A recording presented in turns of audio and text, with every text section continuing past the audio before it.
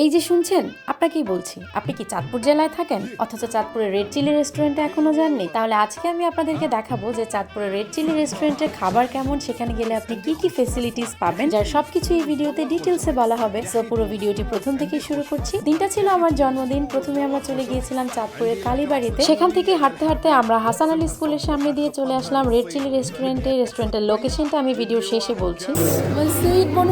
তার আগেই শেয়ার করে নিলাম আমার এই ভালো লাগার মুহূর্তটা। আমার জন্মদিন উপলক্ষে আমার একটা ছোট্ট ফেসবুক ফলোয়ার চলে এসেছিল আমার সাথে দেখা করতে, যেটা আমার জন্য খুবই আনন্দদায়ক একটা বিষয় ছিল। ওকে, গল্প করতে করতে আমাদের খাবার চলে এসেছে। আমরা আসলে সেদিন এই সেট মেনুটা নিয়েছিলাম, যেখানে ছিল fried rice, chicken fry, Chinese vegetable and chicken masala, যার প্রাইস ছিল পার পারসন 400 টাকা। আমার ছেলে প্রথম একা একা নিজের পুরো খাবার শেষ করেছে।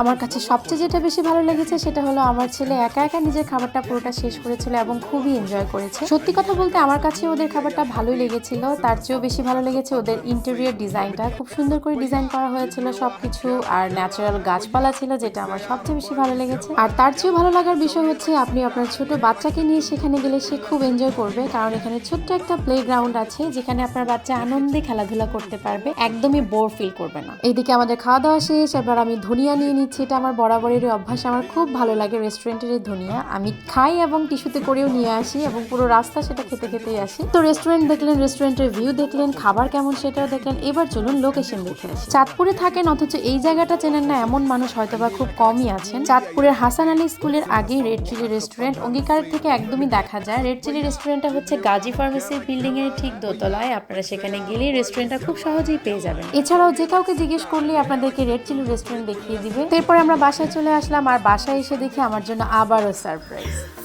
এই সারপ্রাইজটা কে রেডি করলো? আমাদের নিপান না। মাই গড, এত এত সারপ্রাইজ আমার জন্য একই দিনে। থ্যাংক ইউ, হ্যাপি বার্থডে দি। অনেক সুন্দর কেকটা। এই বছরের জন্মদিনটা আমার জন্য খুবই স্পেশাল ছিল। সারাদিনে অনেকবার সারপ্রাইজ পেয়েছি।